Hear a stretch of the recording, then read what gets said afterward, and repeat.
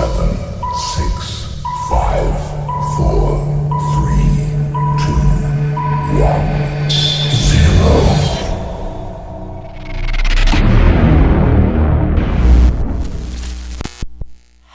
This show is brought to you by The Makery, the podcast network for makers.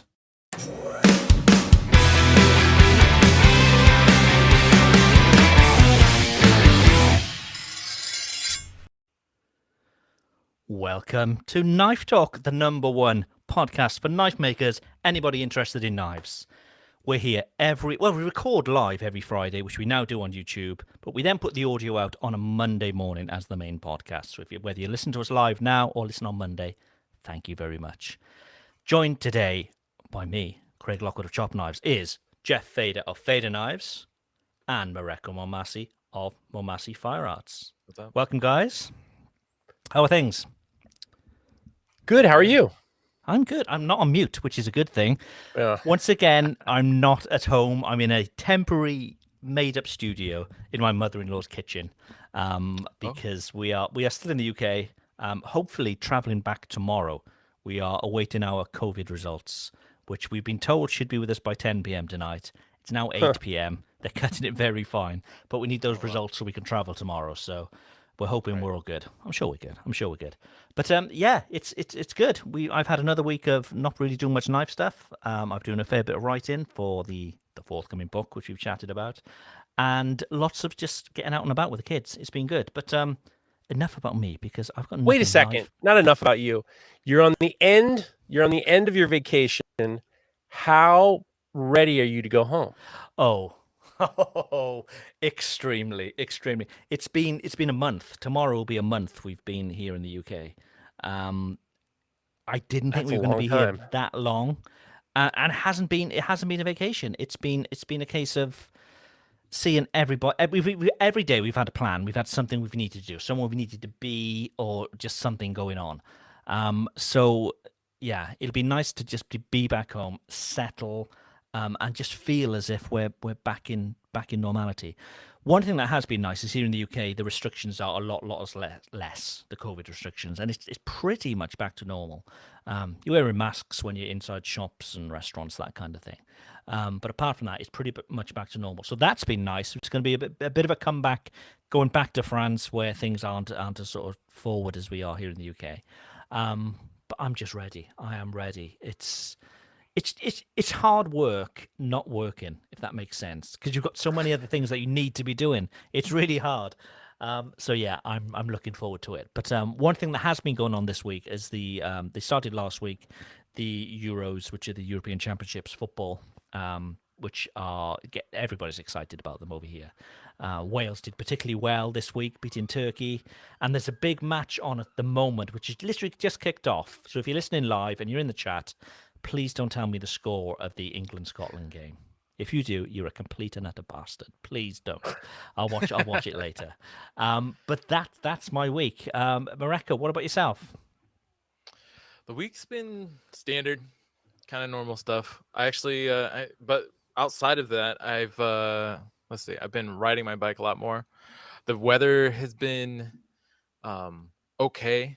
And this last few days, it just started getting really sunny. We even busted out the pool for the kiddo. And it's going to be nice for the next week and a half or something like that. So I'm excited to get out this weekend. This weekend is Father's Day. And so tomorrow is my standard, as we're recording this on Friday. Saturday is my standard kind of hang out with my kid day. And so we're going to start out real nice and chill and with I think I'm going to make eggs Benedict actually tomorrow morning. Because I always make it for other people, but I never make it for myself, and I loved it. I love eggs Benedict, and so I'm gonna get some of that going. Do you use vinegar in the sauce? In the sauce? No, Yeah, I use lemon. Good. I hate that when you go out for brunch somewhere and they put vinegar and there's two vinegar. Vinegar? It's the worst thing.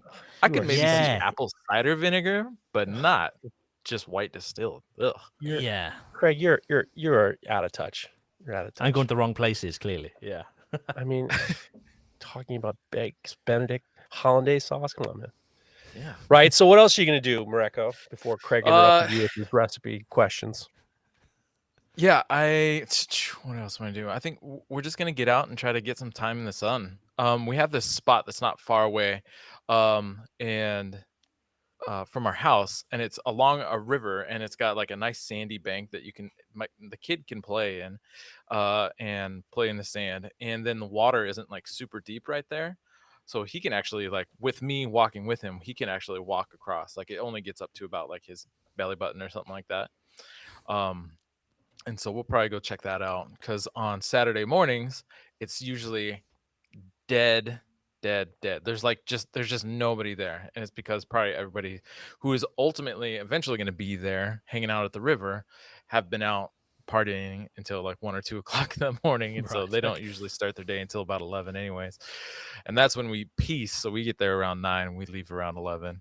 um and then I have to apologize. I have some clicking in the background in my even heat. I have some experimental stuff I'm playing with. I'm like treating some knives, some Woots blades actually that were where the Woots steel was made by Peter Swarsbert, my former shopmate, and so I apologize if that gets really annoying in the background. Well, Hopefully you Mareko, can hear it. Mareko, what you could do is get some solid state controllers for that even heat. Yeah, We yeah, this is could an old get you one. a discount, but we'll talk about that later. Well, that's basically it for me. Jeff, your week. As always, madness. But fine. I'm now preparing myself for we're gonna go on a road trip to visit my in-laws in the end of July. So now I've given myself a very, very hard deadline to get a lot of stuff done before then, which will be nice.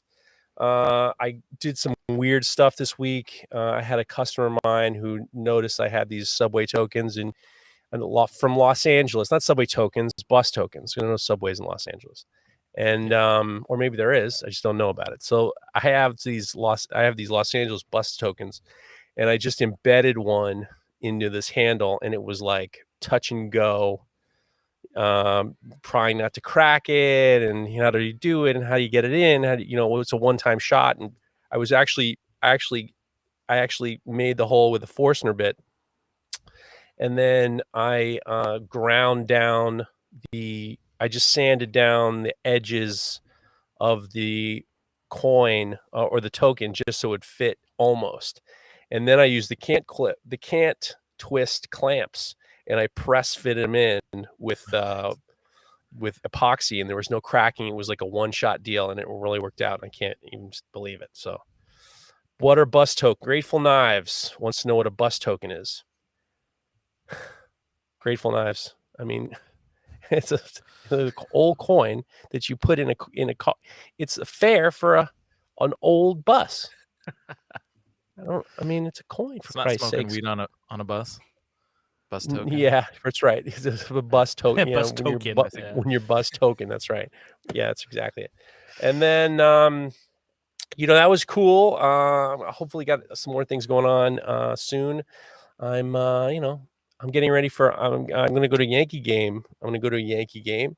All right, Grateful Knives has never been in the United States. Okay, just you have tickets. Let's just get. So if you're listening to this, you can join the show by watching us live on YouTube Live, and we have some people in the chat who are piping in. So we'll be addressing them. We're not talking to ourselves. So it's just crazy people talking to the it's just like people just like you say something, what's that? And then you have to kind of go back and unfortunately I don't I look back and see it and I realize, oh, I better tell people what a bus token is. And then in my mind I'm thinking, why the fuck do I have to tell somebody what a bus token is? You either know it or you don't. Get your fucking phone out, Grateful Knives, and figure it out. Well, that's it. Work-wise, what have you been working on? Crazy things you talk about. Well, just trying to get some stuff out. I got some new colored. I got some new. Someone in the on the podcast was talking about different sized drill bits for different sized holes, and I was talking to Chris Zepp, Make Everything Shop, and he's helping me get some. I want to get better fits of the G10 dowels, because sometimes what happens is if you're drilling into G10, you can kind of like bruise it, and it's kind of hard to sand it down. So I'm just trying to like fine tune my sizes of my drill bits. So somebody said that at one point in one of the podcasts that you can get a numbered bit that kind of is a hair over the size of your bit. So if like you're trying to drill for a 1/4 inch dowel, you get a number bit that's just a hair up. So I was talking to him today, and he gave me some information in regards to sizing up. So I'm gonna be fucking around with better drill bits for me. Yeah, or reamers maybe, like engineers reamers. I don't really for accurate. dowels isn't reamer, aren't they tapered? No. Oh no, not always. What the fuck is a reamer? I always thought a reamer was Drill like a perfectly round hole. Yeah. But I mean, no. But like, but I use Forstner bits, so it's a perfectly round hole. But I mean, a reamer is just what, a size up? Well, it's just sized better. So like a Forstner bit they're probably not engineers' tolerances. The Forstner bits are generally used for drilling wood, where you don't get tolerances like you would for an engineer. So a reamer would be complete really tight tolerances and get exactly what you need. Well, I'll have to look into that. I always thought a reamer was tapered, but what the hell do I know? I'll tell you what, before we move on to more proper questions, we've got one in the chat, and let's do one really quickly. That's just come through. Charging Cord said, if I haven't made a secondary Instagram account to post my work, should I post old stuff I've posted on my personal or just the new stuff? I don't want to annoy my friends who will follow me first. So he's talking about an Instagram account. So if I haven't made a secondary account to post my work, should I post also? I post my work. It sounds like you're trying to make like a curated account of like finished stuff, right? I'll tell you what I did when I started Fader Knives, because it was Jeff Fader first. Okay. And then when I started just a strictly knife account, I started the knife account and then I just loaded it up. I loaded it up for a couple of days before I started following people. And it was almost as if like, I just backloaded stuff and then it didn't end up in people's feeds. So like I just loaded the whole I backloaded everything up, waited a couple days, and then started addressing everything. And then you're not bugging people. Yeah, makes sense. Mareko, sorry, you were saying something. I was just saying, I mean, it sounds to me like they're trying to start like an official account for their knife brand, right? And they're trying to keep it separate from their personal stuff, but they're assuming that most of their friends are going to be the ones following like immediately. I think honestly, like if the work's good to look at, they're going to be all right with seeing it. And it's only, again, like Jeff was just saying, if you do it over just like the first couple days, blasting, or even all in one day, just post up a bunch of old pictures from your personal profile to your business one, then it's only going to last for a day or two anyways. It's going to be fine. I think a lot of the time we're too sort of we're thinking too much maybe about our Instagram accounts, where maybe our followers really don't give a shit. They'll forget what they've seen within a few minutes. They don't know. They probably don't know whether it's old work or not. They're looking at other people's work as well. It's not the most important thing to them as it is to you. So, yeah, I mean, maybe just keep a handful and just once a day add 2 or 3, that kind of thing, rather than just put on 60 at once. Maybe that may be the way to go. But yeah, don't sweat it. Whatever works for you. It's not it's not that important to other people, I suppose. And definitely do the 10 pictures or the 12 pictures that make one big picture, and do that when people are following you. That's always fun. I'm being sarcastic. The big grid thing. The big grid thing. Yeah, you just see like the tip of the knife. You go, that's a strange picture. What's what all that the fuck? And then there's another one. It's like, oh my god. Oh, I see. Between seeing it in the feed we're talking about. It's like 12 or 15 thumbnails to make one big, Voltron picture, which is so stupid.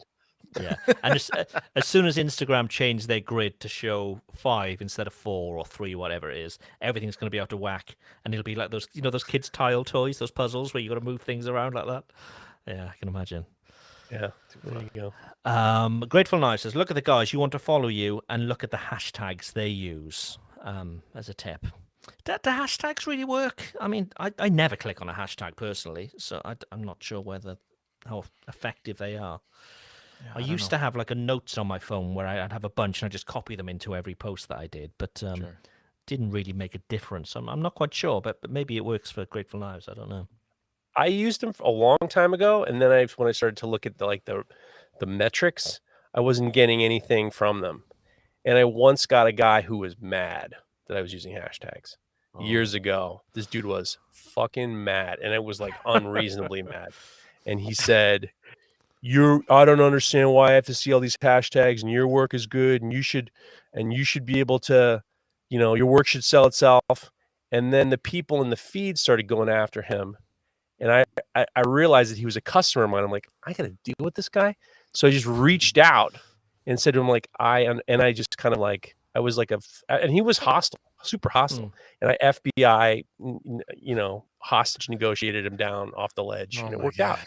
Oh, it was just like, I That's just ridiculous. acknowledged. I said, I understand this must be very hard for you. And I can imagine, I'm It's so telling you, I'm hard for not you to kidding. look at the I words. hear you. Oh my I hear God. you. I hear what you're saying. I open my eyes like this. I hear what you're saying. I Jeez. understand it must be very hard. You're right. I can see where you're coming from. And all of a sudden it was all good. Cleared it right up. Mirroring it. Oh, dude, Mirroring. I use all that shit. Yeah. I'll fucking talk you off a ledge. No problem. I'm your guy. I mean, Do you, honestly, hashtags are part of a business. It's part of, especially using Instagram as a business. Like they're key search terms, right? Yeah. And the goal is some people, I do go in and search whatever every once in a while, and a lot of they're categorized under the different like people tags, places, whatever. And if you look under tags, your stuff's going to show up. And if people are using Instagram like an image search, kind of like Google Images, but within Instagram, the hashtags will help, most certainly. I suppose I so, yeah. Maybe I need to be spending more time doing it. And Steve from Moonshine Metalworks has just said they're very effective, Craig. Not just for direct follows of hashtags, but it helps the algorithm show your posts to people who follow people who use similar hashtags to you. look at you. I mean, what Steve. does Steve know? He can't even make coffee correctly. What does he know about hashtags? Jeez. I will say that that yesterday I got a message from the company that makes the Duk Duk knife, the original Duk Duk knife that Right, I interviewed. yeah. Yeah, MC Cognet or something like that. Definitely not a French pronunciation, not the way I did it, but you know what I'm talking about. So they had seen that I did a Duk Duk picture on Full Blast Podcast when I interviewed Charlie Lionheart, and they wrote, "Thanks for putting up our logo." And at Wow. first I thought, "Oh my God, I think they're mad." And I was just like, yeah. well, I mean, they had 200 followers. I don't think I'm not too worried about that. And I actually even said that to Charlie back in the day, where I was like, "Are you worried about getting sued?" And he's like, "Nah." So I wrote him a message, and they found it because I hashtag Duk Duk, and they just thanked me, and I said, "I'm a big fan of what you're doing, and awesome." But I mean, people look at their own names. People look at their own names all the time. So I mean, if they're hashtagging people's different things that they're interested in, I think the hashtag thing just gets absurd when it's like super something that somebody's just not going to look up. Yeah. People get a little bit. super ridiculous hashtag. I mean, it's just like you're wasting everybody's time. I mean, no one's looking at that. So like Hamon's Our Life or something like that. whatever. Yeah, Nobody's exactly. Google or Yeah. searching the hashtag Hamon's Our Life. Or like something with 500 L's. It's like it's so stupid. It could be a Welsh town name. Before we go on to get really into the show, let's take one more question from the chat rather. So again, if you're listening on Monday, these are people who have joined us live on YouTube and they're asking questions. We can bring them into the show. So Zane and Amber Beard ask, I'm in the market for a leg vice. Mareko, is it necessary to have a large vice for bladesmithing? I don't really do much blacksmith work. Loving the YouTube live show. And that's a B_and_B_forge on Instagram. Zane and Amber Beard. I'm pretty sure Ben Snur, no offense, would say you need to change your name. Honestly, that's also a good question for Geoff. But I happen to get my leg vice at a swap meet for, I think it was like $175 for like 180 pound leg vice. I think it's 180 pounds. Maybe it's 150 pounds. I don't know. It's heavy, not fun to move. But yeah, I don't think you really need a big one. I'm sure. I don't know. That's what she said. Jeff, you got something? It's all about how you use it, right? No, A 4-inch wide jaws on a leg vise is probably good 4 inches is for fine. most bladesmithing. But if you can get a big one for less or for a decent price, then why not? Of course. It's just like anvils, if you can, the resale value is gonna maintain. It's one of those things that's just gonna be valuable forever. Yeah, there's a lot of that's what she said's going on. there's You're yeah. welcome. At this moment. But I just finished watching Nick Rossi's video, his online video course, which I strongly suggest everyone who listens to this podcast get. It has all the questions answered on forging a chef's knife, and it's very reasonably priced, and it's definitely good. He used a leg vise in between normalizing and heat treating, and what he was doing was he was taking the twists out of the blade. So he was you could probably use any type of vise, but a leg vise is good because usually you can mount it in the middle of the room somewhere, like on mine. I have it on a steel post. You can, and then when you put the spine with the blade facing up, he was using wrenches to align the blade so it's not warpy. So a leg vise is good. And if I were to buy a leg vise, if you were in the United States and looking for a leg vise, you would for sure, no questions asked, contact Chris Cash. That's Mount_Phillip_metal_works or work. Mount Phillip Metal Work. He's got the keys to the car. He knows where to get a leg vise. He always had a leg vise too, and he travel the country for you. So get a hold of Chris, and he'll or at least he can help you figure out where to get it if you're in the United States. Sure. Cool. Okay, before we get into the meat of the show, which is questions from people from Instagram this week, we've got a message from a sponsor. Knife Talk is sponsored by Even Heat, the manufacturers of the finest heat treat ovens available. To find your next oven, go to evenheat-kiln.com. And in fact, don't. Get yourself an Even Heat, definitely. But if you go to knifetalk.net/heat, that'll take you to Soul Ceramics, who are an Even Heat distributor. And you can spec out your machine there. So they've got the KH models, which are the 120s, or they've got the KO models, which are the 240 volts. They've got them all. You can spec it out, but you'll get a discount by doing it that way. So you'll get $75 off your Even Heat, and you'll also get free shipping in the US. So yeah, knifetalk.net/heat, or follow the link in the description to this podcast or to the show, wherever you're listening to this, and that'll take you to Soul Ceramics, who are a distributor, and you'll get that discount automatically applied at checkout rather. Okay, now is the time for... Hey man, can I ask you a question? Can I ask you a question? These are things that have come to us via Instagram. People have DM'd questions to us through the week. If you've got a question for us, Contact us via DM at Knife Talk Podcast on Instagram. It's that easy. it really is that easy. And who's been doing that this week, Jeff? Who's been doing what? You don't listen, do you? You do not listen to the I show. was, you know what? I'll be honest with you. I was impressed with your button pushing technique this week, because last week you were in a hotel and everything was getting fucked up, and then now you're like completely on the money. So I was in my mind, I was thinking I wasn't listening. I apologize, but I was thinking about you. Oh, whoa, wow. I couldn't see your hands. That's what's really worrying. That's what's really worrying. Yeah. So I was wondering who has been DMing us questions this week.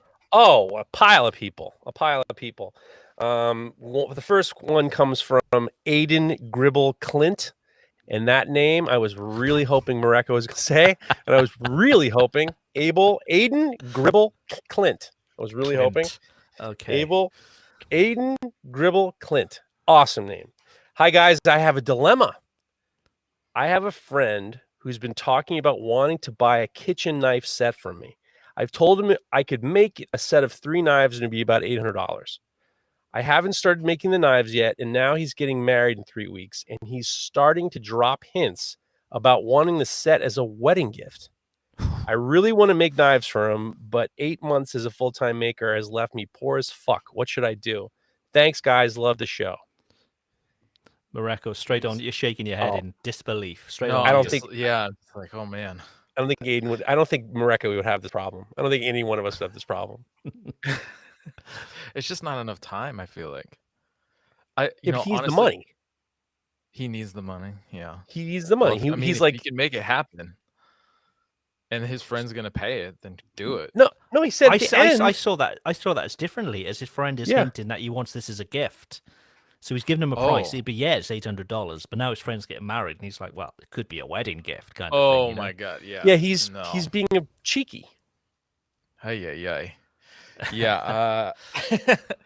I don't know how I would feel about that. That would be kind of shitty, honestly, because that's going back to what you were talking about a few episodes back, Jeff. It's just like people just thinking you're just poking around and having fun and fucking off in the shop when you're actually trying to do this as a business. Like, you need that money coming in.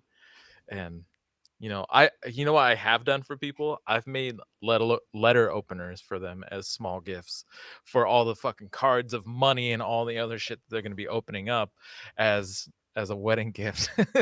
But and maybe it's like a little paring knife, maybe it doubles as a paring knife, but a full on like 3 knife set, no way. Like, that's a lot Forget of it. work. That's crazy. That's That's a crazy, lot of and it's work to go down. obnoxious. It's obnoxious that the guy would say, I want to buy one, and then say, maybe you should give it to me as a gift. That's some bullshit. What you could do is Zane and Amber Beard says, cheapskate for sure. Definitely not enough time either. If 3 weeks is a tough spot, especially if you're trying to make money.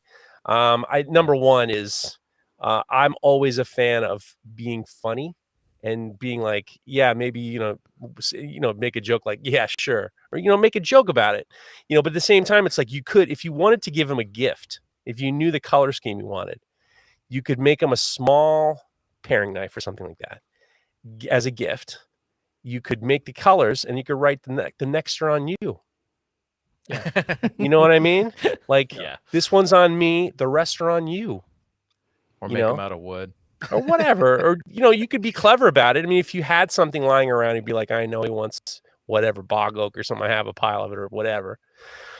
I'll knock out something, and then, yeah, that's it. I would say, and that's even generous. Me, I'd be like, go fuck yourself. And number 2 is, you don't owe someone a wedding gift on the fucking wedding day. You have a year. So you have a year. That's customary. True.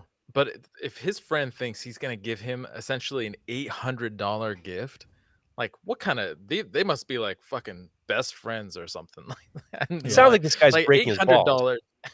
Yeah. That would be a ridiculous gift for anybody to give. I'd say in Japanese culture, it's really offensive to give a knife as a wedding gift, because that means you're severing your friendship with them. And that's what it is. You've got to say, look, I'm all into Japanese culture. That means I can't make these knives for you, I'm afraid, my friend. That's the ticket. That's what I like it it. is. Look at you finding a solution, a cultural solution. The Welsh. Griffith's Handmade Knives is in the house. What did you think of the football this week? By the way, in the chat, if you're talking about football, please don't give today's score away. The England-Scotland game, because I haven't seen it. It's on live now. Okay, let's go for another question. That was from... Where are we? That was Aidan Gribble Clint. Bad Omen Blade says, quick question for you guys. After oil quenching your blades, what if anything do you do to clean them prior to tempering cycles? I personally give them a good clean first with just tissues, rags. Give them a really good clean. Then put them on a Scotch-Brite belt, and that'll get rid of most stuff. And you've got a nice clean surface then to see any sort of tempering colors that you may need to see. But that's really all it needs. Mareko, what are you thinking? I usually don't do anything. I quench the blade, but then I just wipe it down with a little like terry cloth towel that I have handy, and then I just put it in the oven and temper it from there. Depending on the project, though, I sometimes I will wash the blade off, like with soap and water. It's like just regular dish detergent, like whatever, mild soap. But most often I just wipe it down as best as I can, and then put it back in for tempering. That's what she said. Yep. Me too. I don't wipe it down and stick in the oven. Not really. Right. However, recently I've been using a wire wheel on the mill scale of the carbon steel knives. I've been really liking the texture I've been getting as opposed to just the straight mill scale. I've been using the wire wheel to give me a little bit of a kind of a raised, bumpy mill Sure. texture, which I like a lot. Like a severe orange peel. Right. Exactly. Severe orange peel is correct. Exactly. Perfect. That's perfect. Nice. Mareko, do you want to take the next one? Yeah, this next one is from Richard Corner. It says, "Hey cuties, how does one achieve more chatoyance in Damascus?" What do you guys think? Come on, man. What are you talking about? Just go answer the question, for Christ's sake. Yeah, I think so. I think the key to chatoyance is there are a couple factors. There's is that Molly, right? It's Or Daisy. the- It's Daisy. Daisy, sorry, Daisy. She fell on the Bad trampoline Uncle today. Mark. She's got a bad nose today. She fell on the trampoline. She's wondering what Oh, I'm boy. up to. There's Daisy. So it's about layer count, layer density, and then it's also about the depth of your etch. And you can kind of play with those a little bit.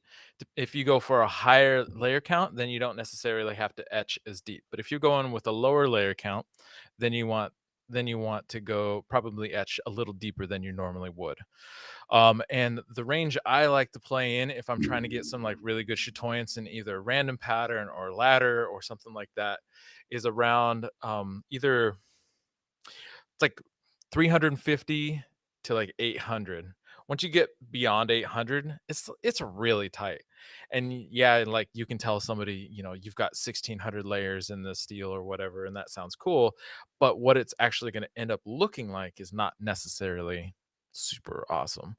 So if you're if you're at the top end at around 800, then you don't necessarily have to etch that deep because that your line density is the way it's gonna be kind of reflecting and refracting with the light bouncing off of it is gonna look pretty sweet. But if you are on the lower end around 350 or so, you're probably gonna want to etch just a little bit deeper because what you'll also get in addition to the top layer that you normally see, the normal pattern, you also get a partial sidewall. And when I say deep, I mean just deep enough to where, like, when you're running your fingernail across the surface of the blade, your fingernail is kind of catching the pattern. Like there's enough texture that it kind of catches your nail. If your nail just easily slides across the top, that you might want to go a little deeper. But it doesn't take much to get that kind of depth. That's maybe, I don't know, 10 thousandths of an inch, maybe. Here's a question. Yeah. It's obviously layer count, as you were saying. If you were using the same sized 15 and 20 and high carbon steel 1084, whatever, if the sizes were the same, if you weren't like using like a thicker of one or the other, if the sizes were the same, you'd have a faster way to get to that chatoyance, right? Yeah, because like when I lay up my billets, I put all my pieces in like a 4.5 inch, like just tabletop vise. And if I fill that up and alternate each color, I can fit like something like 42 or 43 pieces in there. So your starting billet already has 40 some odd alternating colors, and then you forge that out, and that kind of billet at that dimension. So the pieces are usually like 6 inches long, inch and a half wide, and like whatever 4.25 inches tall. That'll forge out if you forge it down to about an inch and a half wide, but like 3/8 of an inch thick. That's like a 36-inch bar. And then you cut that up into 4-inch long pieces. You got 9, is that right?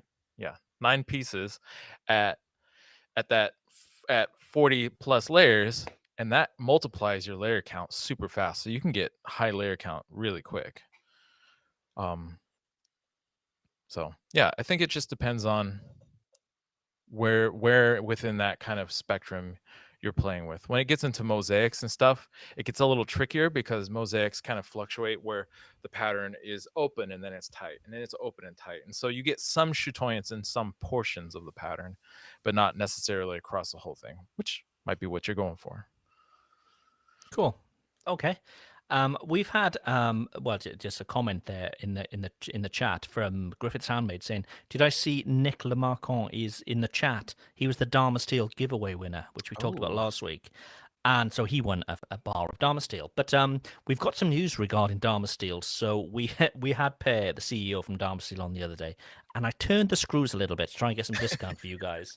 So if you use Knife Talk 10, you're now going to get 10% off your Damasteel order, which can be a lot of money. So yeah, so Knife Talk 10, you need to register with Damasteel to be able to buy from them, but it's a simple process, and it's well worth it. It's great stuff.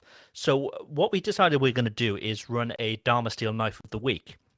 So if you make a knife out of Damasteel, hashtag or at them, which is Damasteel Lab, and at us, which is Knife Talk Podcast, and we'll pick one each week as a sort of Knife of the Week. And we've got one for this week. So get ready.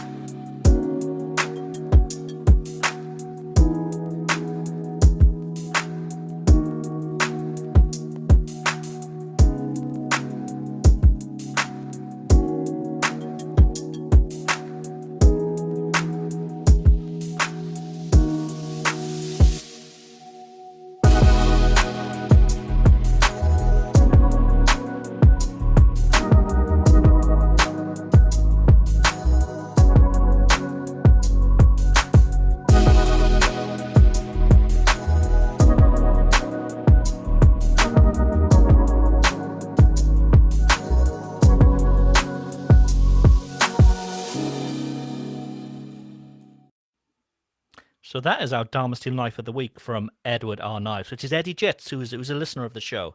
And that was actually the Damasteel Culinary Knife of the Year in 2020. So when they had the Damasteel Chef Awards, that actually won that award. And I've got some information here on the knife. It's an 8-inch chef's knife made using the Odin's Eye pattern, which is one of the Damasteel patterns. The handle is made from dyed and stabilized maple burl from Rob's Wildwood, who's Rob's Wildwood on Instagram. And the spacer is Fordite from Hawk's Nest Customs. Again, Hawk's Nest Customs on Instagram. So, yeah, Eddie, great knife. Really, really nice knife. We can see why it won an award. It's really nice. Good dude. Yeah.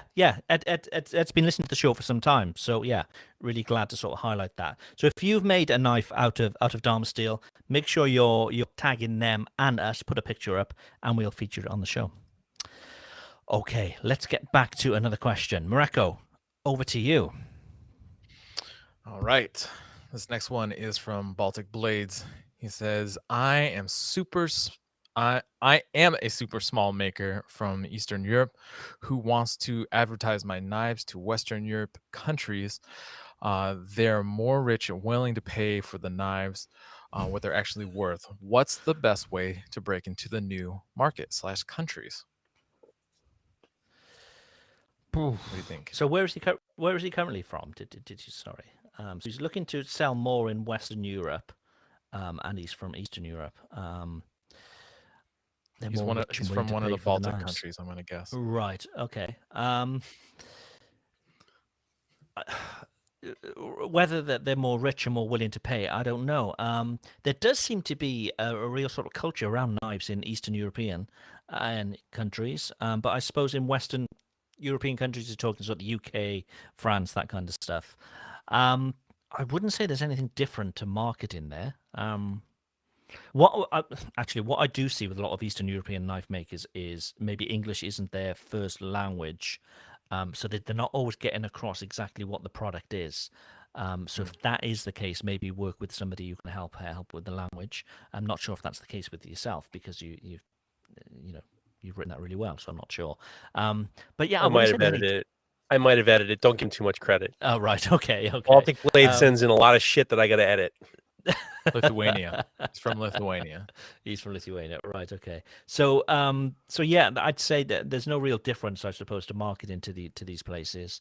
I'd say Western European styles are maybe sort of cleaner in aesthetic, whereas Eastern European look a bit more like a weapon, I suppose, because I don't know, that sort of style seems to work better for those countries. But yeah, I mean, maybe market it as like a European style chef knife, that kind of thing. If it's culinary knives, but with regards to marketing it, I don't really know. What do you guys think?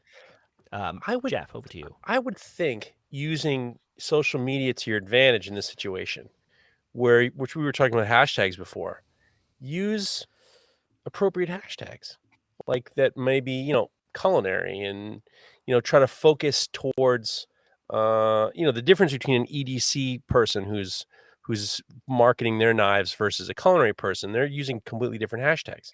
So I think he needs to focus on the people that he wants to buy, younger people with money, and maybe try to optimize your hashtags in that regards.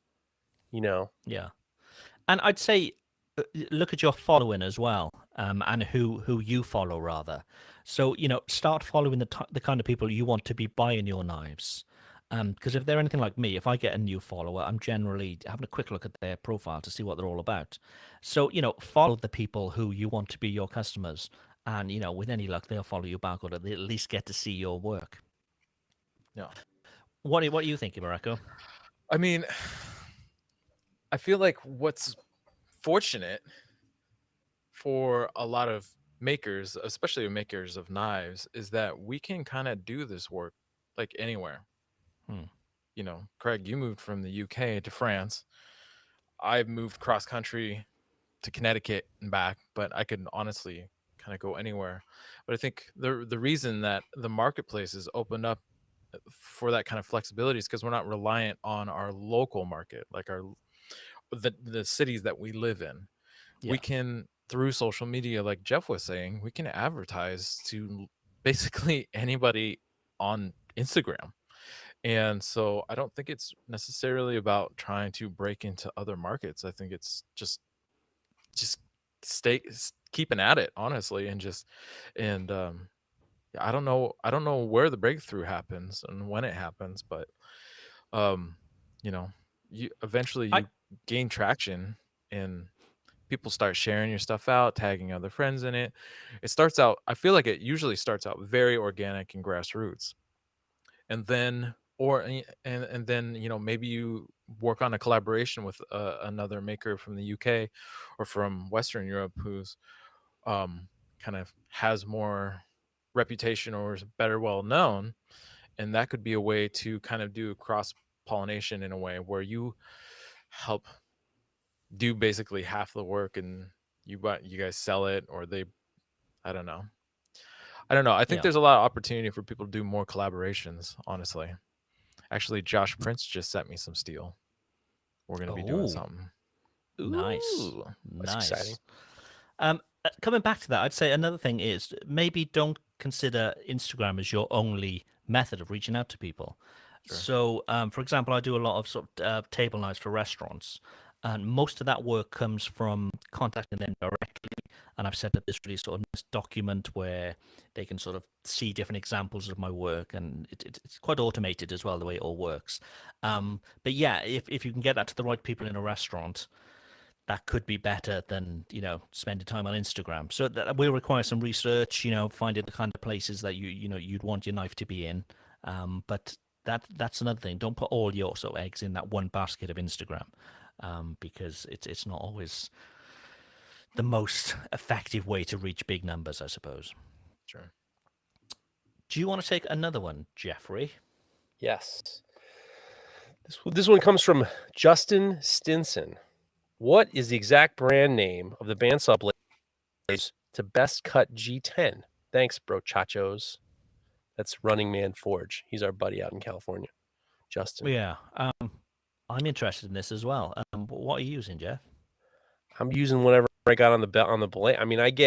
I'm stuck with this goddamn portaband belt, these portabands. So I get, I usually buy the 12 by 12 to 14 teeth per inch, and that's what I just generally use, and then I just burn them like, they're free. And I actually try to be when I'm cutting G10, I'm very, very efficient in the cuts. Like I don't try to do crazy. I just try to take the meat away. And then I have my belts on my grinder, and then a vacuum that sucks away the dust. And then I just try to finesse it in. I mean, the Portaband is really for like G10 is really just for like taking off an extensive amount. I'm just like a big chunks, not, fine. You're never going to get with a Portaband blade. You're never going to get like nice scrolling cuts. It's going to always be like, maybe if you push too hard, it'll start to kind of wobble inside. And I just try to I rough it out with a 12 to 14 teeth per inch. Yeah. And I'd say if you're using a Portaband for that as well, if it's one with a variable speed, knock that speed right up for G10. But, I mean, you can get blades with carbide tips and all that kind of thing. They can get very expensive. But what I tend to do now with G10 is, well, I CNC a lot of handles with G10 anyway, but I'll maybe make like a sandwich slab of 2 colors of G10. They've been glued together, so it's quite a big slab. And then I'll cut that into smaller sort of knife handle sizes, not shaped, but roughly the size. And I actually use a jigsaw to that. And I just put a guide down so I can just cut into strips, then cut the lengths into it. So I got blocks basically. Jigsaw blades are super, super cheap.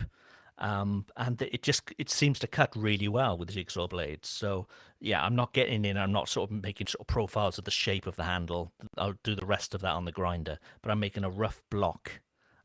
Just using a jigsaw, just because those blades are so cheap. Mareko, you don't really do much with G10, do you? No, I don't. But on my Portaband, I'm usually rocking, like I think it's the 1418 is what I'm using on mine. Bandsaw. And whatever I'm cutting through, steel, G10, wood, that's the same blade I use for everything. Yeah, I'm just a caveman and just shove it on in there. So she said. Okay, that's a third in one show. I'm flying.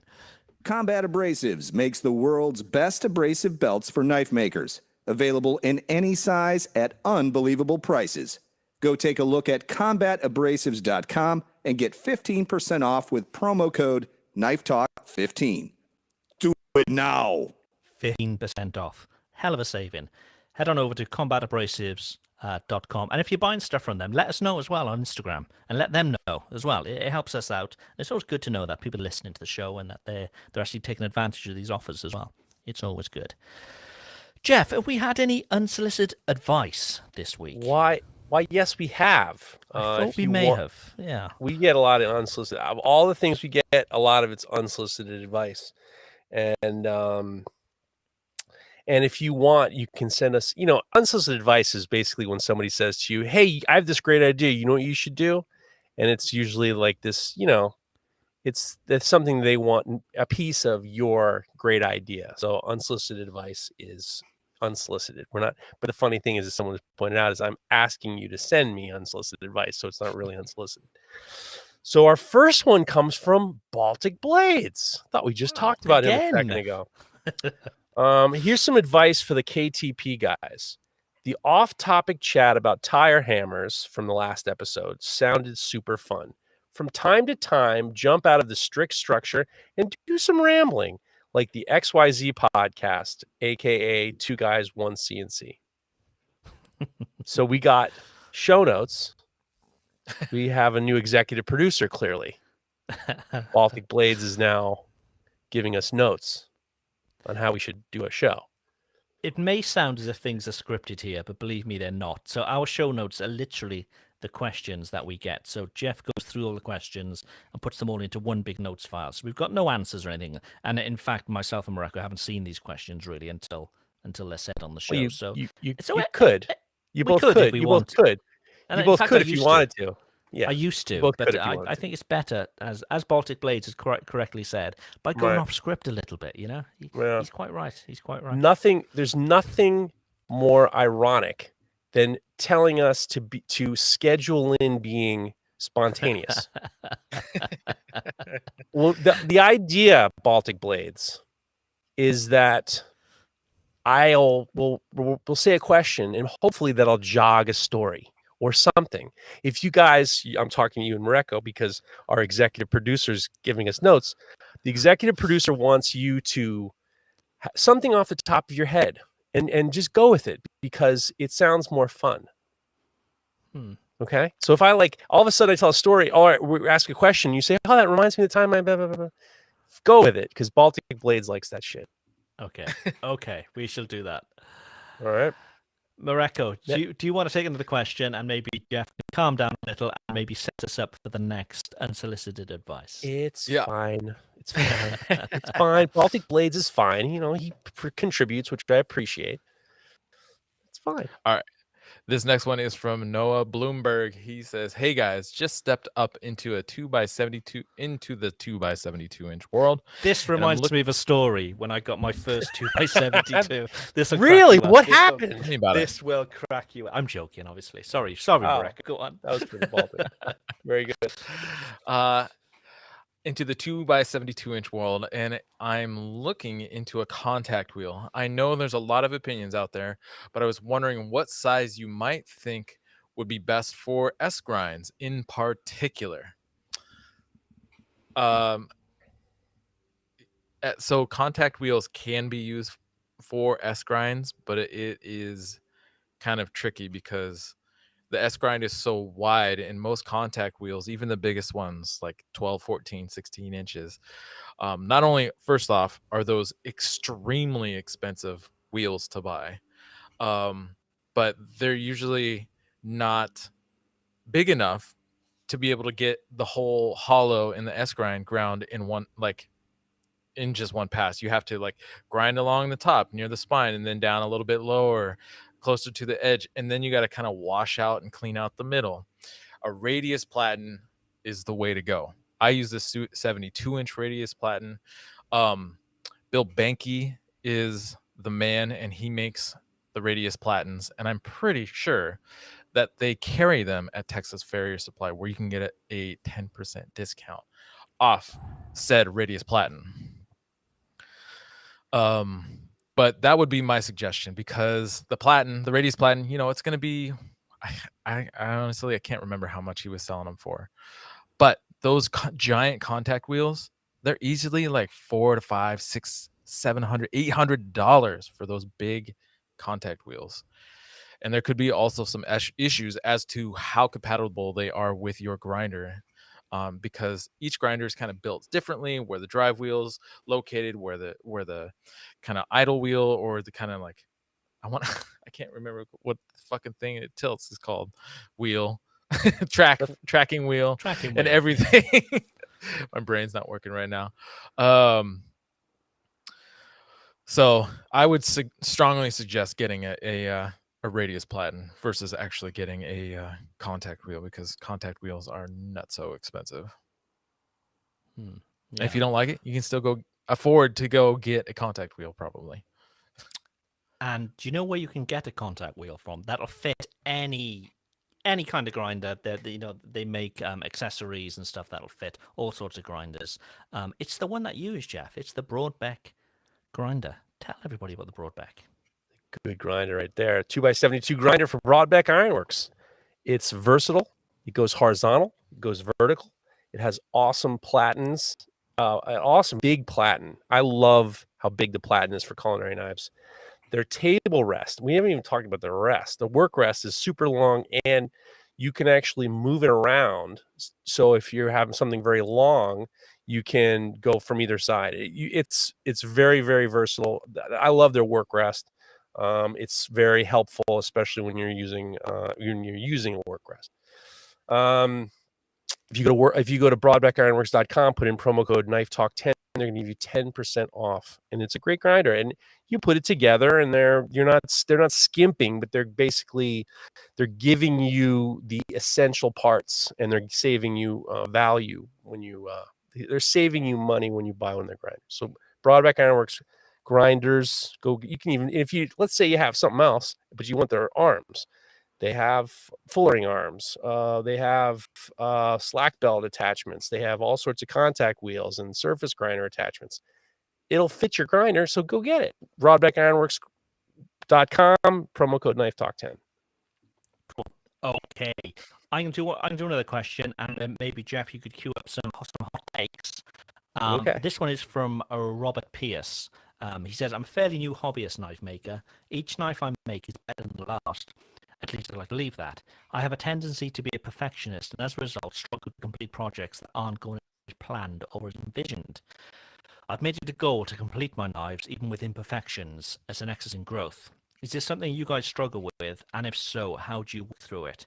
And do you have reservations in selling a knife that isn't your absolute possible best?" Well, that's really funny you should say that, because I have a story about that. So last night I was at my brother's house, and it was my parents' anniversary, so we were around there, the family, and they brought out a cake, and my brother brought out a knife that I had made probably about 8 years ago, and this was actually stamped with the number, because I used to stamp numbers on the knives when I first started, thinking it'd be cool. Then I realized that everybody did that when they started, then you soon stop. But this was number 9, so this is the ninth knife that I had made. It was fucking terrible. I was embarrassed by it. It wasn't good. The shape wasn't anything like the sort of shape that I do now.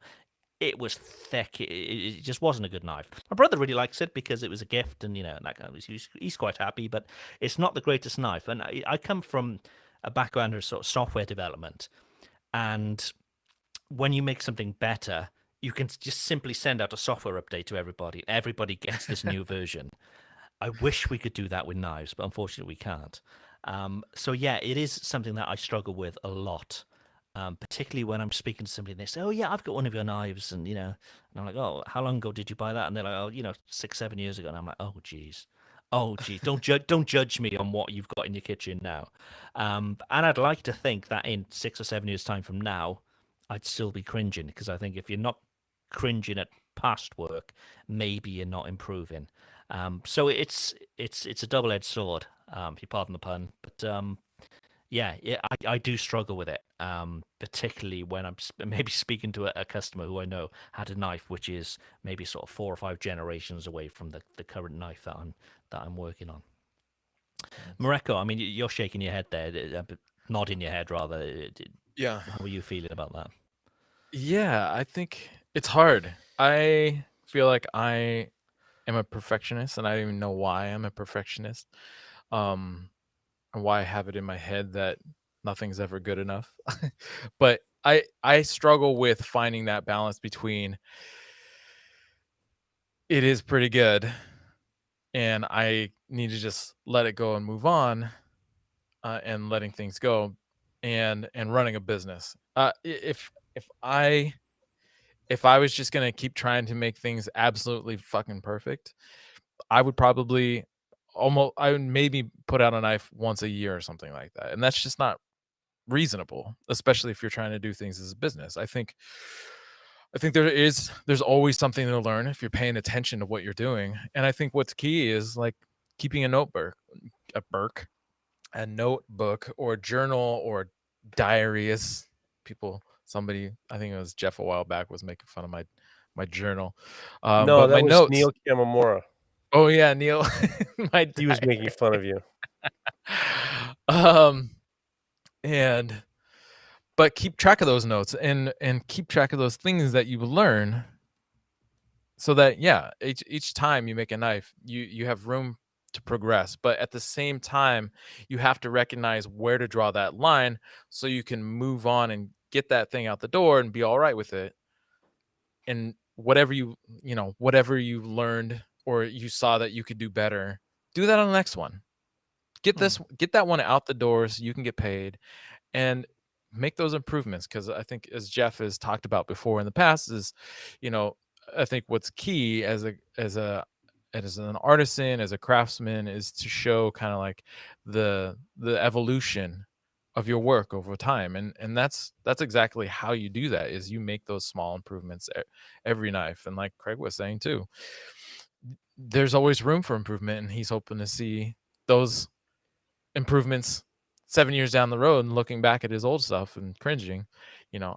I see some of my old work sometimes and I cringe. I'm like, holy shit. I mean, I actually have one of my, what is it? It's probably like one of the first 20 knives I made. And I want to bring it back into the shop and do all kinds of stuff to fix it, or quote unquote fix it and change things.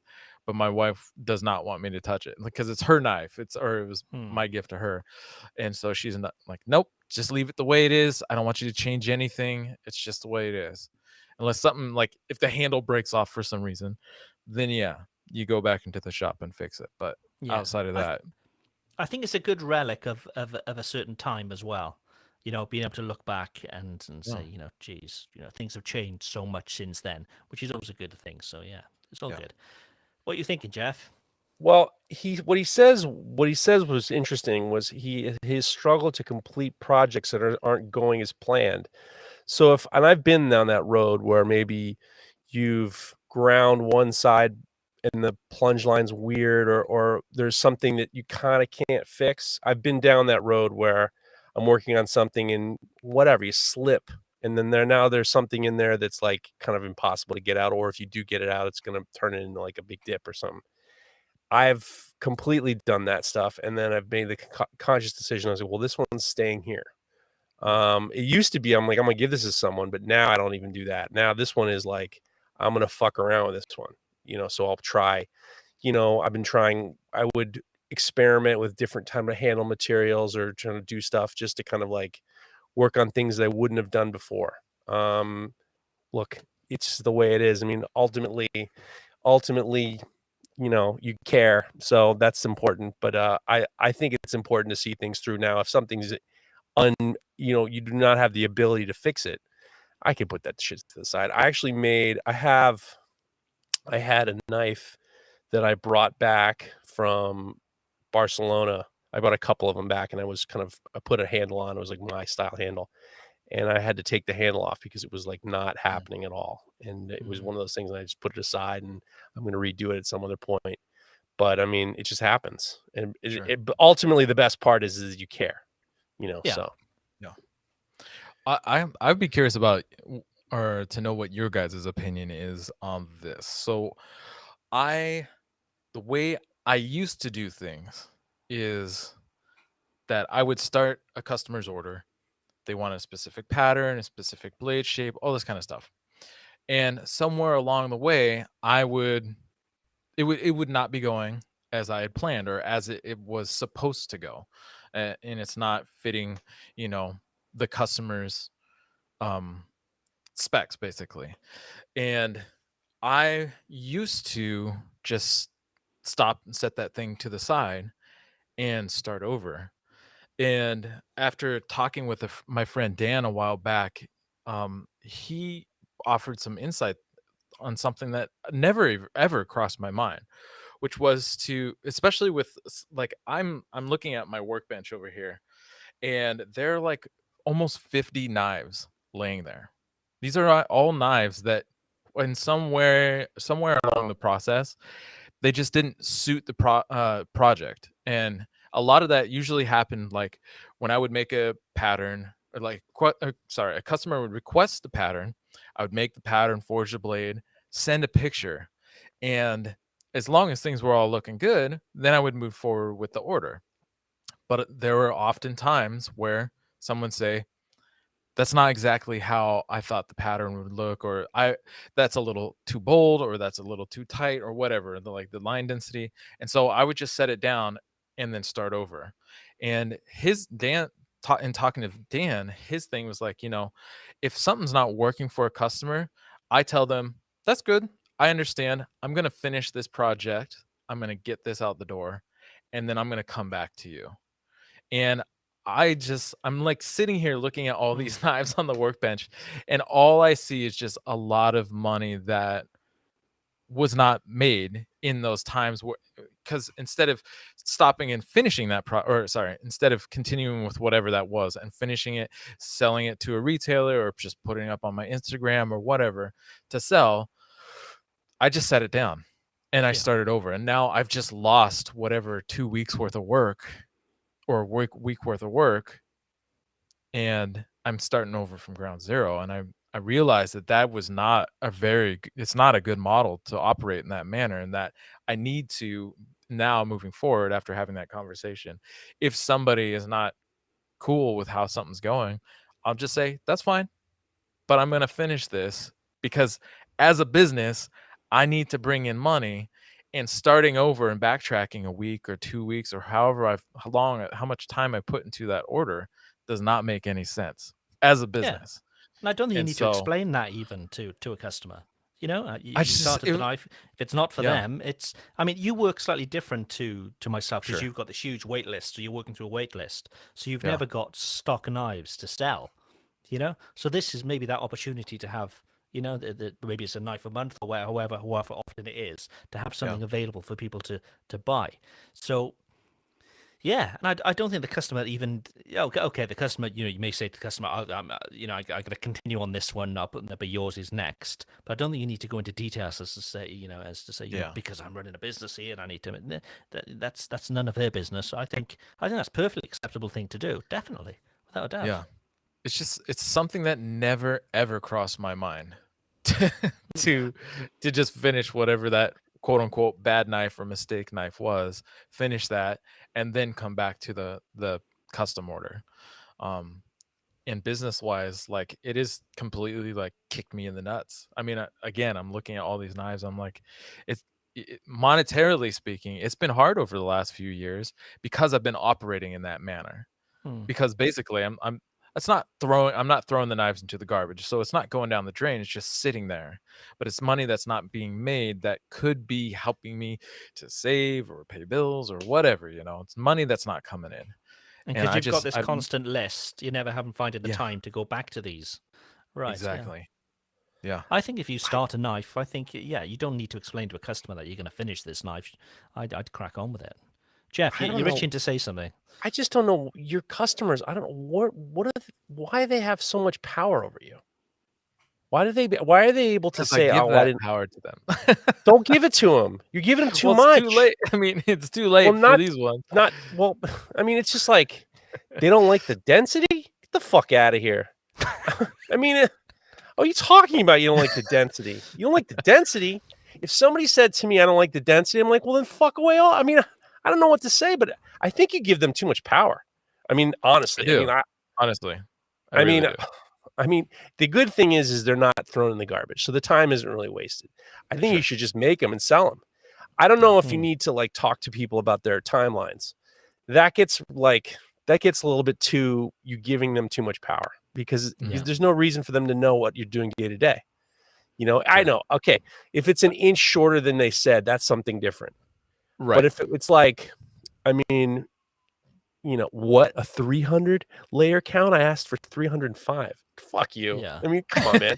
Seriously, it's just like, don't ask me for my knives if you're gonna. You can't. I don't like how much power you're giving these people, and I don't like how obnoxious they are either. It's like a classic thing of sort of like design by committee. So again, back in a former life doing software and websites, I used to find that if I gave the client lots and lots of options, they'd be like, could I have a little bit of A with a little bit of C mixed in with a little bit of D? And if it's not what's in their mind, which you can't quite work out, they'd be like, oh, no, it'll go on forever and ever. So if I'm ever at a point where I need to give the customer an option, I try to pare that down as much as possible. So they're really sort of big, wide options. A very typical thing is like logo design. Everybody wants to have the little say about it. And if you present them 10 different logos, you guarantee they're going to want, like I said, a bit of A, bit of C, bit of D. And you end up with something that's maybe not the greatest. The way I look at it is, obviously you're a very well-respected bladesmith. So they're sort of employing you for your genius. That's why they've come to you, because you know what you're doing. So maybe they just need to put a bit more trust in you that you're going to make something which is going to be awesome. Clearly. Yeah. Well, and to back up and be clear as to how I got myself into this situation a little bit is when I first started, I was pretty good at what I was doing, like right off, kind of off the bat, because of my experience with Bob, and so I already kind of knew what I was doing knife wise, and I had pretty confident control over what I could do. And all of the older makers that I had been talking to were like, "Oh, I just make what I want to make, and people can buy it, or they can leave it." And so at the time, I was like, I didn't get that. I was like, why is it so hard to, make like fit particular dimensions and all these different kind of specs? I mean, I feel like I could do that. And for a while, that's how I operated. I called myself a tailor of cutlery. So like you would go get a suit tailored to fit you exactly. I was trying to give people all these different options around the pattern and the blade profile and the exact length and heel height and the handle style and handle material and different spaces, all of these different shit, all this stuff. Because like I falsely thought it was going to be cool, like easy enough. But the problem is I found is that because I've made these mistakes over all these years, and I have all these blades laying around, and that's money that wasn't coming in. I found myself becoming like just working slower and more hesitant, and kind of agonizing all these details. And so I'm kind of at the same time I'm still turning knives out at kind of a much slower pace than I really would like to. But part of the reason I'm where I'm at is because I was trying to stand apart. I wanted to, if everybody was over here saying you only get what I make, then I was like, okay, I'll give people all the options, and I can do that just fine. But the problem is that this is, at least for me, I can't do that. It sucks. It's agonizing. It seems obviously what you do is very different to what I do. It's a very sort of slow process, and I get that your customers are going to be far more discerning than maybe mine. A lot of them may be collectors, or they may have saved up this huge amount of cash for this one special item. Sure. Have you considered getting somebody in to do more sort of grunt work for you? So like basically like you used to do for like for Bob, getting Right. somebody in who could well, one, they could be learning from you, but also the more sort of tedious stuff, that the sort of the time expensive stuff, maybe they could be doing, and you could be Right. doing the more skilled stuff. So it's still a more massy knife, the same as Bob's knives. Was still Bob's knives when you're working for him. Yeah. You'd soon be able to knock more knives out that way. Yeah, I've thought about it, but there's so much more that goes into having an employee regarding taxes and employee insurance and all that extra stuff. And I think eventually I'll be ready to do it, but right now I just do not feel like I'm in the place to do that. And Jeff, I mean, probably has a better opinion about all of that because he's been there. But I'm just not ready for that, I don't think. I believe that you should be happy that you have that pile of seconds, that Sure. you have the ability to kind of put them together and sell them as is. Not like, at first I thought maybe you could call them like seconds or something like that, but they're not. They're going to be They're not beautiful, seconds. and people are going to snatch them up, and you could have a wait list just for those. Right. So it's like, I mean, I think you should allocate time just to knock those out, and in regards to your customers, I've had conversations where they're asking for this and asking for this. And I'm talking to Tony, and Tony's just like, they don't need to know all this. It's enough already. What color is the Corby bolt? What color bronze is the Corby bolt? They don't need to know. It's like you get to the point where it's like, but obviously, I mean, your knives are more expensive than my knives. So there's a huge amount of, I would imagine that people are looking at a little bit more as an investment when they buy yours. So they're looking for something a little bit more. I know you've said in the past that people don't like you they want to make sure that it's never been done again, and they don't want pictures so somebody could copy it or somebody could ask for the same thing. So, I mean, my opinion is like, I think you should be a lot lighter on yourself because it's enough. And I don't think that you should allow your customers to run your happiness, because it's like, obviously, it's not working. However, you do have a pot of gold on your bench across the way. I mean, you got those things. You can just put them together however you want. And then you have the ability to kind of put them at the market however you want without having to send a message saying, well, do you think this is okay? You need to do that. Yeah. And I mean, that is kind of like trying to look at the brighter side. Like looking at all these knives, like I do see money that could have been made, but the value or the price, I guess the price point I could ask for these knives at versus even 2 years ago or 3 years ago is like 2 or 3 times as much now. And so, and what's, and I have thought about that. And I've had people also advise, maybe you can put out seconds. And the problems is like these aren't blemishes. These, like you were saying, they're not seconds. They're not blemished or anything. They're great patterns. They just didn't suit a specific build, Right. so they got sat down.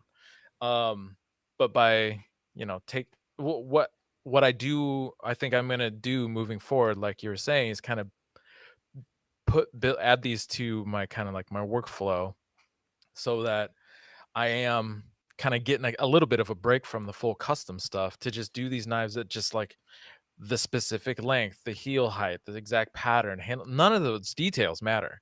There's just, I think Adam DeRogers, I was talking to him about kind of where I was at and what was going on. And he's like, those are fun knives waiting to be made. They're just like, there's no thought in them. It's all about just having fun with those. They're kind of a way to relax, but still get work done and still earn money. And then you go back to your customs when you've had your fill doing some of those, and you can still get paid for those just as much as you can for your customs. Do you have, Mareko, do you have an email list of all the customers who sort of pre-ordered with you, who are waiting for the knives like later in the future?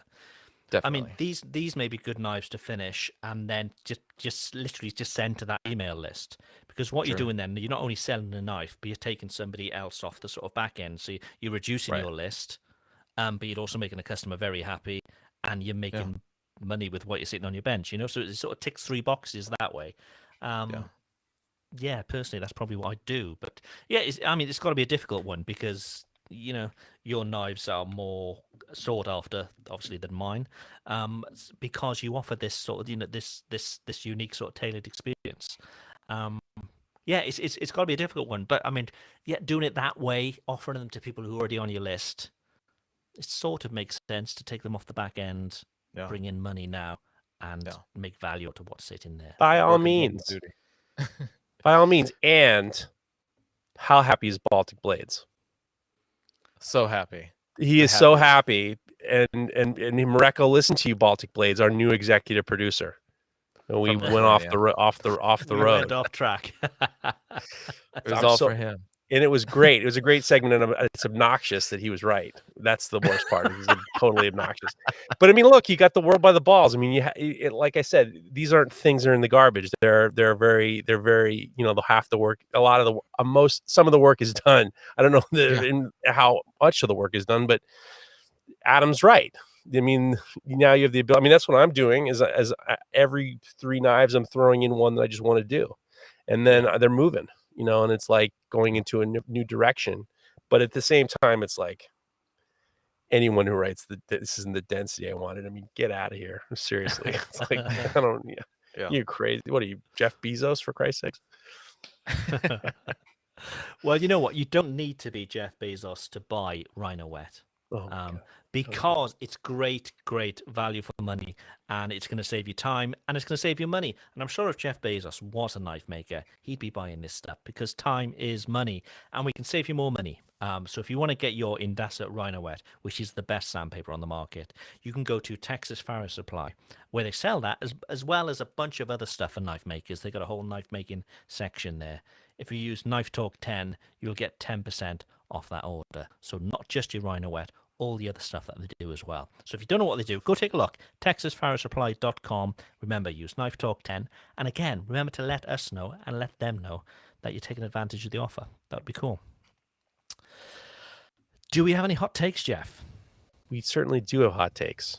Does Brian have? Do you still have that bumper with Brian saying hot takes? No, never mind. No, I didn't see it. Sorry. No. All right. Hot takes are loud declarations, blah, blah, blah. David Hall says, here's a hot take for you. It's a joke, not a dick. Don't take it so hard. Some people don't take jokes very well. This is an anonymous hot take. Your experience on Forge and Fire is what you make it. You knew what you're getting into when you volunteered to be on the show. Don't get mad because you didn't get paid or missed out on orders. You chose to be on the show. Good Anonymous. It's anonymous. But we shit on that show a lot, but No, we maybe I don't think we shit on it. I don't think we shit on it. We do a fair bit, but that's a really I good don't point. shit on it. That's a really good point. If you're going in, people have various reasons for going in, and it may just be for the experience. Oh, just a second. Just a second. We have a call. We have a call. Call failed. If you're calling in, make sure you've got a good connection. That's all we ask for, really. That's all we ask for. So let's go back to another hot take, Jeff. Okay, Chris Halton says just because it's a drop point doesn't make it a Bowie, and just because it has a heel doesn't make it a chef's knife. So that's a yeah.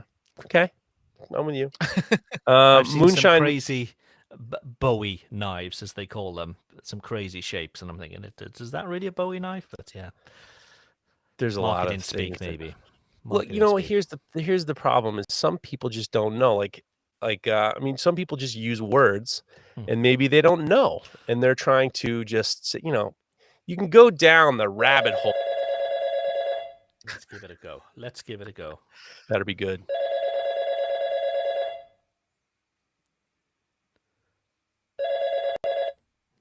No. Come As on, you man. were, Jeff, I'm afraid. Ronald Knives is trying to ring us. And, Ronald Knives. Ronald Knives is trying to. He's been. He's in the chat. He needs a better connection, Ronald, I'm afraid. Yeah, these Australians. Moonshine Metalwork says, "Here's a hot take: tea is better than coffee always." Not Steve's coffee. So Moonshine Metalworks is Steve. I've tasted his coffee. I'd say tea is definitely better than his coffee. But in general, I'd say coffee is far better than tea. I don't think I could drink tea all the time. We had tea talk before. Actually, somebody got into the. Actually, you know what? I'm gonna just head back into unsolicited advice because there was a tea unsolicited advice. It came from Nav Singh. I don't know if Nav Singh's in the group chat right now, but Nav Singh says Craig's statement. For fuck's sake, this better be Ronald. Swear to God. Ronald, is that you? Jesus Christ, Ronald. Are you there? Are you there? Ronald? Yeah, I'm here. Hey, we finally got a connection. So Ronald has got a baby on his shoulder. So I think that my babies are up as well today. So I think this show is putting babies to...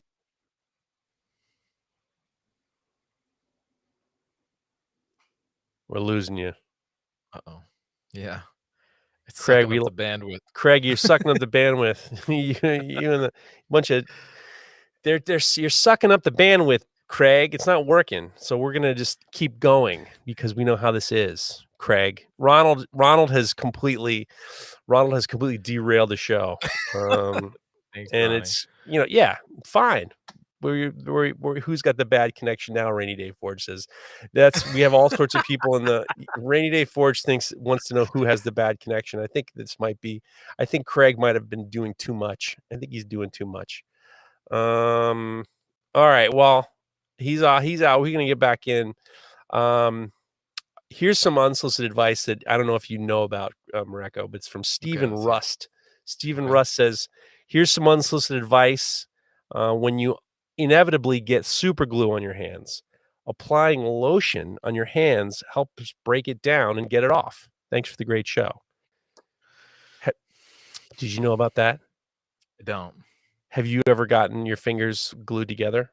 I'm not spending too much time with lotion on my hands. I usually just throw some acetone on a paper towel. All right. No lotion on the hands for you. I think you acetone. Yeah, I like the fact that you said I don't have to spend that much time with lotion on my hands. I know. Fine. Baltic Blades again says advice: learn from the best to be the best, not from the rest. And remember, most of the YouTube knife makers are content creators first. That's some unsolicited advice. There's a lot of unsolicited advice for Craig. Here's one from John. Yeah, there's a lot. I mean, he's off the thing. I have a pile of them for Craig directly.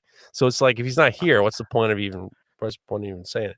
But John Marston says, when you break a tap in titanium, soak it in ferric chloride overnight. The ferric will eat the tap enough to get it out. Did you know that? No, Did you ever work with titanium? never. So I don't know why I would know that. Well, but I mean, it makes sense because it eats away it that. does make sense. Yeah. I mean, not that I would ever use titanium, but fine. This one comes from Dan Pedersen. Oh, so probably a tap. Sorry, just really like for like folders when they're tapping for little screws and for the liners and all that stuff. Yeah. Any of those taps are steel, so they'll be eaten away. Ronald Knife says the signal was great on my end. Thanks, Ronald. 3 times and you're out, my man. 3 times you're out. I mean, you knocked out poor Craig. So I mean, it's like who the hell knows when he's going to be back. This one comes from Dan Pedersen. Dan Pedersen is also the person who advises you when it's hot to put a soup spoonful of ice cream under your ball bag when it's hot, and that will keep you cool. Keep a. All right, Craig just sent me a message saying, "Fuck, the connection went." Yes, the connection went, Craig. Fuck is the correct answer. So we'll talk a little bit longer and then we'll get this motherfucker done. Dan Pedersen says, keep $100 in your spending account. I'm not sure if it's the same in the US, but here in Australia, we're coming in at the end of a financial year, which means companies have to move stock. The main knife making distributor in Australia have just released a bunch of specials and deals, and I would be mad to pass off.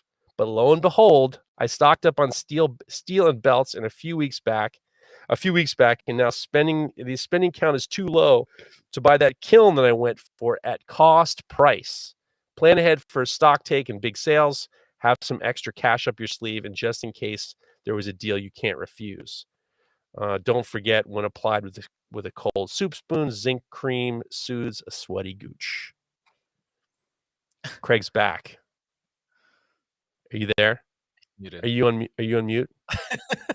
You fucking on mute? You sure are. I was on mute.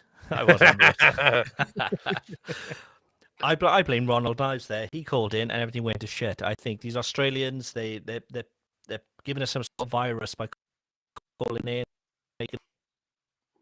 Don't trust them. Well, there was a lot of hot takes and unsolicited advice directed to you, and now that you're back, I think I'll give them to you. Nav Singh says, Craig's statement about boiling tea water several times holds no water. The first boil removed almost all the dissolved CO2 and dissolved oxygen, so subsequent boils have virtually no impact. Hot take on a podcast, you need to stick to what you know, and in Craig's case, it's forging. That was a fucking good ending. That was a good ending. Quite true. All I know is that if you are boiling water, you're going to have some stinky breath. That's all I know. Since you said that, we have an electric kettle, and for my dandelion tea for my liver, I pour anything that's been boiled. I pour it out now. Whatever you say. I mean, I don't feel like taste the difference. I don't feel like it tastes the difference. This one comes from, by the way, Jacob Ward. Jacob Ward in chat has said the damn English always blaming their problems on us. Now, let's not go into the whole English thing. I'm certainly not English, and I'm fed up of you people. You Aussies, you Americans, thinking that Wales is part of England. It certainly isn't. You people. I love you people. You people used to be the one thing. Here, Baltic Blades. We're going to go off topic for a second. You people. My father used to say "you people" to my mother all the time, and it drove her fucking crazy. And she would say, "Why is it? Because who are you people? Catholics?" Because my mother's Catholic. Was it Catholics or women, or why you say "you people"? And I started saying "you people," and it is so obnoxious when somebody refers to you as "you people" because they never know. It's like you're all the same. You're stupid. I love you people. I don't say it though. For Christ's sake, people get too mad. Well, look, my connection isn't the best for some reason all of a sudden. So I think maybe we should go into our dreams of the week and fuck the way off, as you'd say. I'll start with mine because there's a chance that I could be leaving at any point. This connection isn't going well. So my dream for the week that we get our COVID results within the next half an hour. They still haven't come through. We need them before 10 p.m. Otherwise, we can't go tomorrow. It's now 9:30. And then we do our long drive back to France. We're back in France for Father's Day, which is Sunday, and I can be back in work Monday morning, which I cannot wait for. So that's that week. Traveling, hopefully traveling, and getting back to things. Geoff, your week. Well,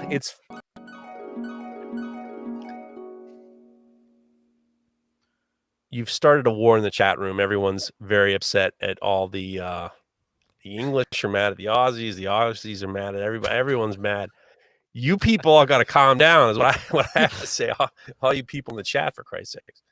What was I going to say is I'm going to the Yankees. Yankees are going to be playing the A's, and they are whipping ass. Now all of a sudden they just beat Deer Creek. No, Mark Peacock's beloved Toronto Blue Jays. They swept the Blue Jays. Now they're going to play the A's this weekend. So we're going to go with some rabid Yankee fans to watch the Yankees. I'm very, very excited about that. One of the greatest bowling teams out there. Right, that old gag. I'm getting a lot of work done. I got to prepare myself to get ready for Voyage. So I'm trying to get everything done by then.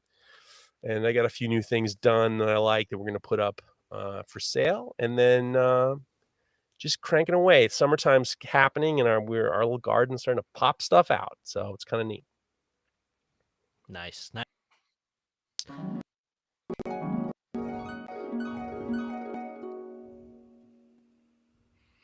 All right. I'm hoping to this experiment that's going on over my shoulder. I'm hoping to post something up about that in the next week. We'll see if it works or if it's a total bust. Other than that, just keep slanging knives. I did a bit of forging the other day. I guess it's over there.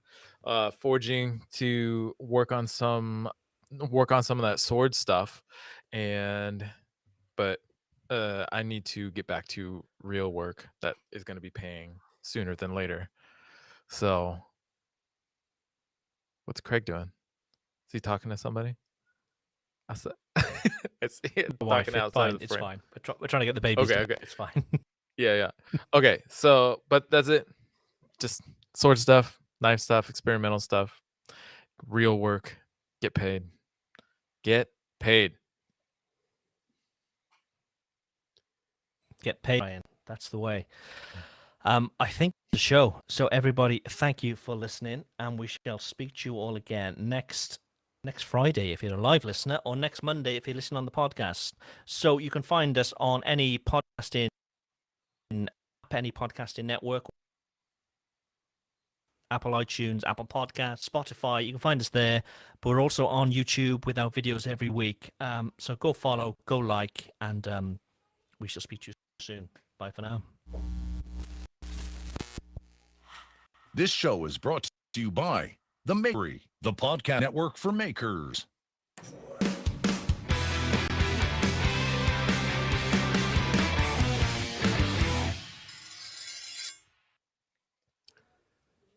The chat is pretty fun tonight. There's people having to go at each other, which is quite good to see. Yeah, you've started quite a thing. Now everyone's hitting each other. They're getting mad at each other. Yeah, it's funny. Been learning about Celtics cultures and how they used to be all over. And it was rock solid until then. Huh. Let's come and see. Hello. Do we have a Who's delay again? this? Say hello. Oh. Say hello. Miss Molly. You should be in bed. You gonna go down? Come on then. Say yes. It's a microphone. Yeah, we put that down then. How Determined nice to be on the show. Determined to be on the show. Sweet. Until connection everything went really well. So No. apologies for that. But this time next week I will be back in my normal studio, so things will be back. Yeah. We'll be back to normal. Have you guys seen that video that's been going around Instagram of this little English kid standing next to the window? I think he's about Molly's age. And he's like, "There's a fucking goat outside." It's just like a little. It's a fucking goat. Probably the English. They're savages. Those English. It probably was. Savages, Yeah. Very. Bringing See, up you're not baby English. in a cave. You're Welsh. Definitely not English. No. Welsh are not English. Welsh, The Welsh which are is not very- British. It's like calling you Canadian. Canada's a separate country. So, but It's- you're not it's- British. Yeah. Are you British? I'm British. Yes. Okay. So, Yes, Great Britain is formed of a bunch of countries. Yeah. all right, just asking. Don't get. Did you go to school, Jeff? Did you? Did I you go mean, to we school? don't.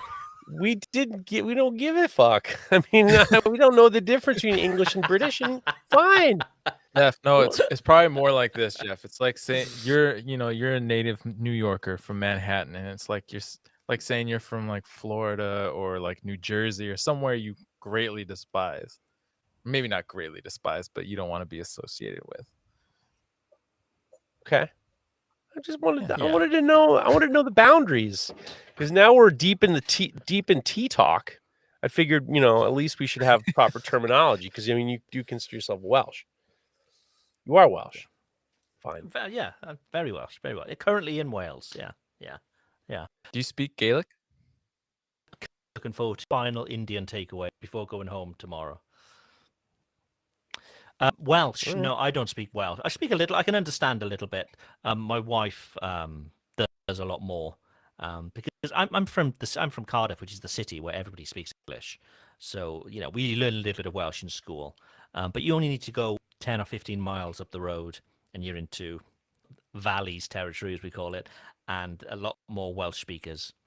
So Amy's brother, his kids go to Welsh only school, so they only speak Welsh, for example.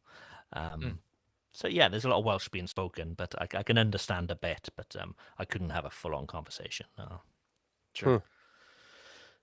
Jago Ward says the British sent us all down here, so they're all the same, right?